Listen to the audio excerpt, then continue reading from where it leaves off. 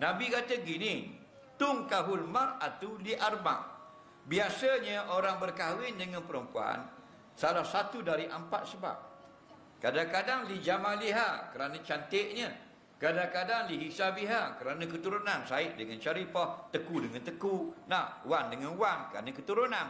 Yang ketiga, li maliha, kerana hartanya atau ada pangkat dan sebagainya.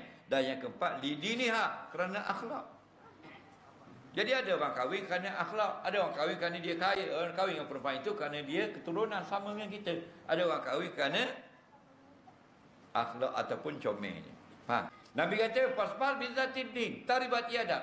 Kalau mampulah, pilihlah kerana akhlak, maka kamu akan puas hati. Pada golek boleh jadi juga, tak molek boleh jadi. Nah, bukan dia ni dah salah faham. Dia faham ke mana? Hendaklah kamu cari 4 kriteria kalau nak kahwin. Cantik, berharta, berketurunan, kemudian mana berakhlak. Nak cari dua mana? Nak? Macam nak beli kereta lah, tengok berapa top dia, berapa HP, berapa benda-benda ni, CC. Tak? Jadi dia kata kalau ada comel dan sebagainya, yang patut yang tak comel tapi orang yang tak berapa baik, tapi orang yang nisab, mana-mana lah, asalkan kamu istikharah. Faham? Kita nak nikah dengan perempuan, kita nak nikah dengan laki-laki, dia tak tunjuk orang uduh dia kat kita. Betul tak? Semua dia cakap molek-molek. Tengok orang laki-laki, bila dia nak minta nak dara orang, dia gimuh orang, dia buat apa perangai uduh?